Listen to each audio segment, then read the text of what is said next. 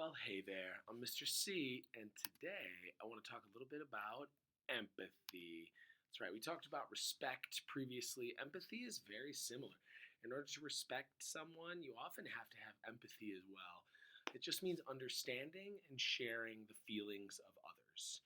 Okay, so if you can understand how someone's feeling or why someone's feeling that way, or if you share those emotions with them when they're feeling that way, you're being empathetic, you're showing empathy. So let's talk about some ways that you can show empathy to other kids at school. Well, my favorite way that I see kids showing empathy at school is when they're being kind when they see that others are upset. When they're sad, they're comforting them. When they're upset, they're giving them space. If they're happy, they're joining in with them, right? But like being kind when others are upset, I think is difficult to do for kids sometimes. But it's one of the best ways that you can show empathy. And then, secondly, being fair, right? If you're being fair in a situation, it shows that you are aware that the choices you're making are affecting how others feel, right? You want to be fair because you know how it feels when somebody isn't fair to you or when somebody isn't fair in a game that you're playing, and that doesn't feel good. So when you're being fair and acting fair, you're showing empathy. All right, now how do we show empathy to our teachers? Um, I think all kids show empathy when they recognize that something is important, right? Like when a teacher's like, "This is really important," and you're like, "Okay, I get it. I see that this is important. I understand this is important for my teacher.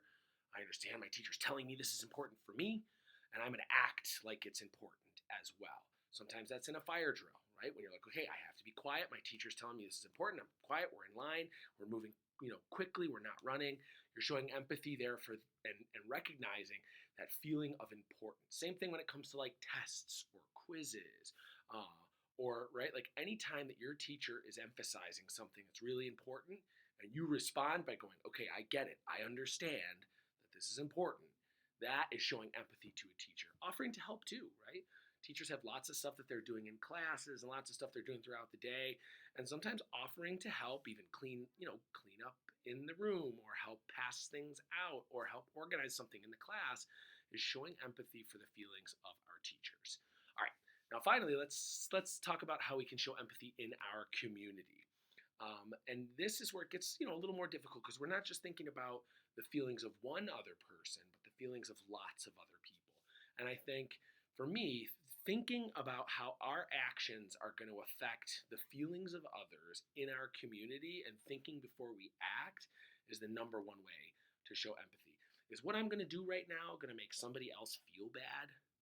Okay, if you can think about that and go, "Ooh, yeah, I understand how that would feel," you're showing empathy in your community.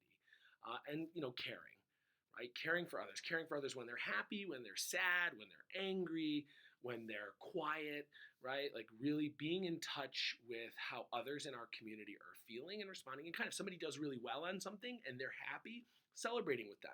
That's a way to show empathy, right? Showing empathy isn't always like, "Oh, when someone's sad or upset." No, we can be empathetic and show that we understand how people are feeling, even when they're happy or excited or, right? Like if they've accomplished something and they're feeling proud, we show empathy by congratulating them because we know how it feels when we're proud of something we've done. And it always makes it even better when people in our community can share in and celebrate in those emotions. But then also, right, like if people are sad or hurting or if something goes wrong, being there to comfort others and care for others in that moment as well is showing empathy in our community.